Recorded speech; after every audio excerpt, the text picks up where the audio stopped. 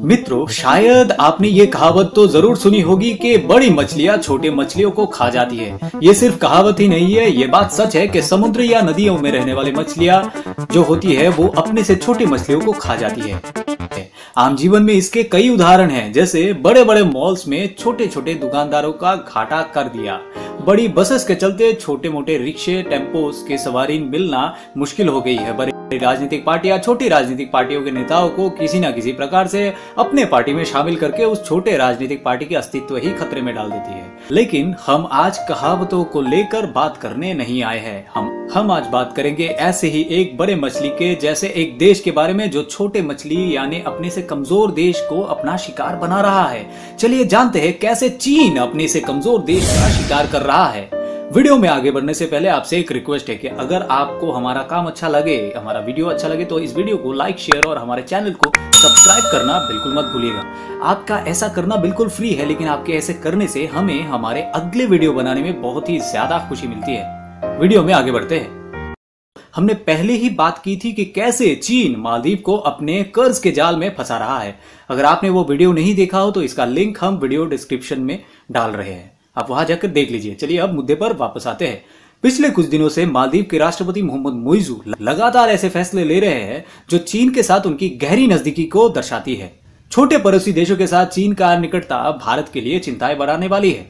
लेकिन सवाल यह है आखिर क्यों चीन विश्व के ऐसे देशों की तरफ अपने पैर पसार रहा है जो आर्थिक और सामरिक रूप से कमजोर है। चलिए जानते हैं, लेकिन इससे पहले मैं आपको बता देता हूं कि चीन किस किस देशों को सहायता या लोन ट्रैप में फंसाया हुआ है। Sri Lanka, Zambia, Ethiopia, Pakistan, Venezuela, Nepal, Kenya, Cambodia, Laos, Afghanistan और म्यांमार जैसे कई देश हैं जो चीनी जाल में फंसकर गंभीर आर्थिक संकट का सामना कर रहे हैं। अब श्रीलंका का हाल ही ले लीजिए, जिसने गृह युद्ध के उपरांत आर्थिक सुधारों के लिए चीन का रुख किया था, लेकिन आज उसके कर्ज के जाल में वो बुरी तरह से फंस गया है। श्रीलंका ने पहले 2014 और बाद में 2017 में अपने कर्ज को दोबारा रिन्यू करवाने के लिए चीन से गुहार लगाई थी। उसके दोनों ही अनुरोध खारिज कर दिए गए थे। अंततः जब तक श्रीलंका ने IMF से सहायता मांगने का निर्णय लिया, तब तक उसकी अर्थव्यवस्था 1948 में देश की आजादी के बाद से सबसे खराब मंदी की ओर बढ़ गई, जिससे विद्रोह भड़क उठा और नतीजतन हजारों लोगों ने उनके देश के राष्ट्रपति को उनके घर से ही खदेड़ दिया था। चीन के कर्ज के जाल में फंसे पाकिस्तान की हालत पहले से ही काफी खराब चल रही थी। हालांकि उसे अंतर्राष्ट्रीय मुद्रा कोष से 3 अरब डॉलर की सहायता मिली है, जिस पर उसकी अर्थव्यवस्था टिकी हुई है। नेपाल और चीन ने 2017 में BRI हेतु हस्ताक्षर किए थे, लेकिन लगभग 7 साल बाद एक परियोजना अब तक इम्प्लीमेंट नहीं हो पाई है, और इसका सबसे बड़ा कारण रहा नेपाल का पोखरा हवाई अड्डा, जो चीन के BRI प्रोजेक्ट का हिस्सा पहले नहीं था। फिर भी चीन ने इसके लिए फंड देते हुए इसे BRI के अंतर्गत बनाने की कोशिश की। अब आते हैं आखिर चीन ऐसा क्यों कर रहा है।